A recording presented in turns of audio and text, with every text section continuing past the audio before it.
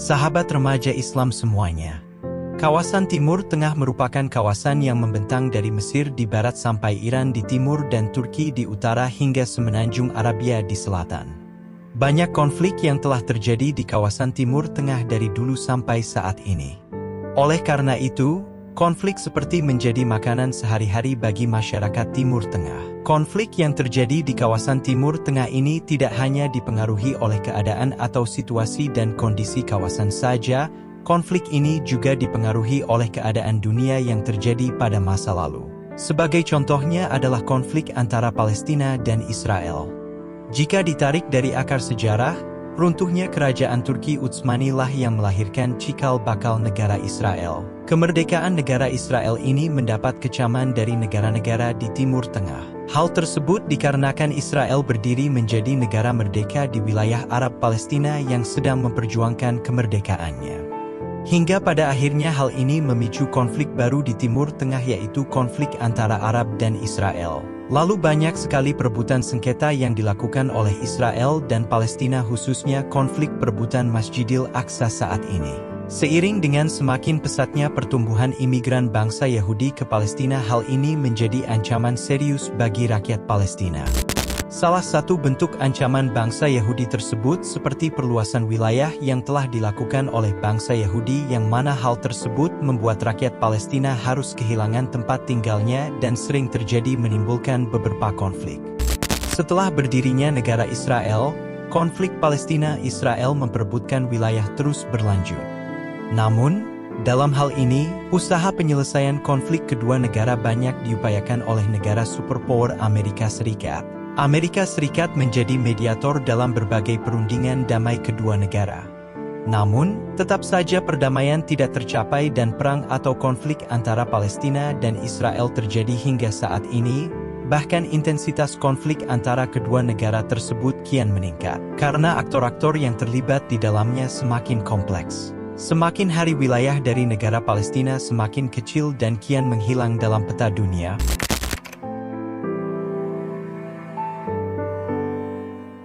Masjid Al-Aqsa merupakan masjid yang pernah menjadi kiblat dari umat Muslim sebelum Ka'bah dibersihkan oleh Rasulullah. Masjid Al-Aqsa ini terletak di sudut tenggara kota tua Yerusalem, meliputi 1/6 luasnya. Masjid Al-Aqsa juga disebut sebagai Al-Haram Esh-Sharif, terdiri dari seluruh area di dalam tembok kompleks termasuk semua masjid, ruang sholat, bangunan, platform dan halaman terbuka yang terletak di atas atau di bawah tanah, dan melebihi 200 monumen bersejarah yang berkaitan dengan berbagai era Islam. Kompleks Masjid Al-Aqsa ini adalah tanah yang diberkati sebagaimana dinyatakan oleh Al-Quran. Allah Ta'ala adalah Dia yang membawa hambanya pada malam hari dari Al-Masjid Haram ke Al-Masjid Al-Aqsa, yang lingkungannya telah kita berkati, untuk menunjukkan kepadanya tanda-tanda Kami. Sesungguhnya, Dialah yang mendengar, yang melihat. Letak dari Masjid Al-Aqsa ini berada di dalam Yerusalem, sehingga tidak hanya kepercayaan dari umat Muslim saja yang memiliki sejarah dengan masjid ini. Akan tetapi Al-Aqsa bertetangga dengan tempat suci dua agama lainnya, yaitu Temple Mount, yang mana juga tanah suci bagi umat Yahudi dan Nasrani. Menurut kepercayaan Islam, Masjid Al-Aqsa juga merupakan kiblat pertama dan masjid kedua yang dibangun di bumi setelah Ka'bah di Mekah. Sehingga dapat dikatakan ini merupakan warisan umat Islam yang diberikan Allah untuk selalu dijaga dan dirawat. Karena ini merupakan tempat suci yang telah ada dari para nabi terdahulu. Masjid Al-Aqsa menjadi salah satu tempat ibadah suci umat Islam selain Masjid Al-Haram dan Masjid Nabawi. Masjid Al-Aqsa awal mulanya dikenal dengan nama Tugu Batu yang didirikan oleh Nabi Yakub sampai Nabi Sulaiman yang saat itu dipimpin oleh raja bernama Solomon. Ini menjadi kompleks yang dipercaya menjadi tempat ibadah kuno bagi Yahudi. Sehingga, sebagai kelompok yang menyebar tanpa negara, Yahudi membangkitkan kerinduan akan tanah Yerusalem. Kepercayaan Yahudi meyakini bahwa Tuhan menjadikan tanah Yerusalem untuk menciptakan Adam sebagai manusia pertama yang ditempatkan di Taman Eden. Dan di tanah itu pula Abraham keturunan Ibrani menjalankan tugasnya untuk mengorbankan putranya. Atas dasar itu juga, Raja Solomon membangun kuil Yahudi pertama yang terdapat ruang Maha Kudus. Di tempat ini pula tersimpan Ark of Covenant, yaitu papan yang berisi tentang 10 perintah Tuhan. Akan tetapi hanya pendeta tertinggi Yahudi yang boleh masuk ke dalam ruangan tersebut. Bahkan, seorang Yahudi tidak diperbolehkan masuk ke dalam Temple Mount dengan alasan yang diyakini akan mengusik kesucian dari ruang Maha Agung tersebut. Menurut sejarah, dijelaskan bahwa masjid ini menjadi salah satu peninggalan suci yang diakui oleh 3 agama besar, yaitu Islam, Nasrani, dan Yahudi apabila dilihat dari perspektif agama. Karena merasa berhak memiliki Masjid Al-Aqsa dengan keyakinan yang mereka percayai masing-masing. Sehingga timbul persaingan untuk memperebutkan Masjid Al-Aqsa yang juga berada di dalam wilayah Yerusalem. Persaingan ini lebih kepada konflik lanjutan di mana akibat dari sengketa perebutan wilayah Yerusalem antara Israel dan Palestina. Menurut keyakinan orang Yahudi, kuil tersebut akan dibangun oleh Mesias yang mereka tunggu kedatangannya. Sang Mesias juga akan merestorasi Israel seperti era keemasannya di masa Nabi Daud dan Nabi Sulaiman, mengembalikan orang Yahudi ke Israel, dan memimpin dunia dari Yerusalem. Tapi, Mesias yang mereka tunggu bukanlah Nabi Isa Al-Masih sebagaimana yang dinanti oleh umat Islam dan Kristen, karena mereka telah menolaknya. Mereka menantikan Mesias yang lain. Di Israel, gerakan untuk membangun kuil ketiga ini sudah marak dilakukan oleh berbagai lembaga. Salah satunya adalah The Temple Institute atau Machon Hamikdash. Organisasi yang didirikan dan dipimpin Rabbi Israel Ariel ini tanpa malu-malu memublikasikan tujuan mereka, yaitu menggusur Masjid Al-Aqsa dan Masjid Kubah Batu atau biasa dikenal Dome of Rock, kemudian menggantinya dengan kuil ketiga. Mereka telah memperkenalkan gagasan dan model kuil ketiga itu dalam berbagai kegiatan seperti diskusi, pameran, dan lain-lain. Dan kendati Perjanjian Lama dan Talmud telah mengonfirmasi bahwa kuil tersebut akan dibangun oleh Mesias.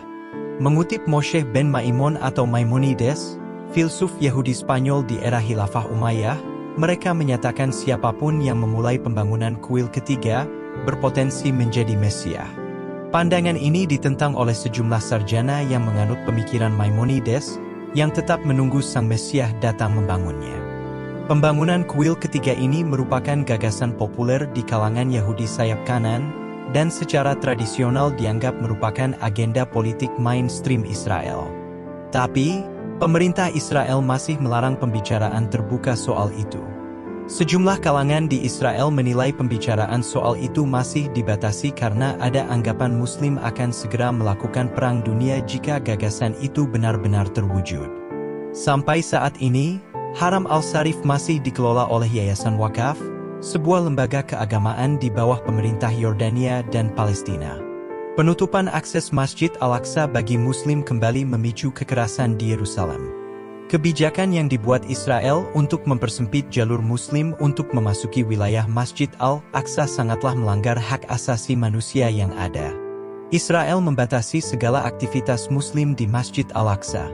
Israel hanya memperbolehkan umat Muslim untuk beribadah rutin setiap harinya dengan aturan masjid tersebut akan dibuka untuk Muslim di saat subuh sampai setelah Isya, dan hanya digunakan untuk proses ibadah saja seperti sholat.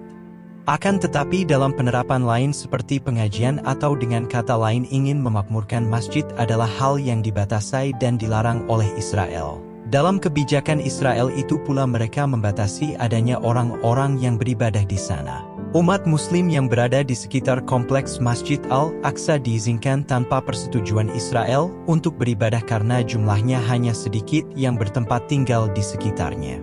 Sedangkan untuk yang dari luar harus mendapatkan surat perizinan dari Israel jika ingin beribadah di sana. Tetapi, Israel mengecualikan para wisatawan yang berkunjung baik Muslim ataupun non-Muslim dan mengecualikan 10 hari terakhir bulan Ramadan untuk beriktikaf. Hal inilah menjadikan orang Muslim sulit leluasa dalam menjalankan ibadah di Masjid Al-Aqsa.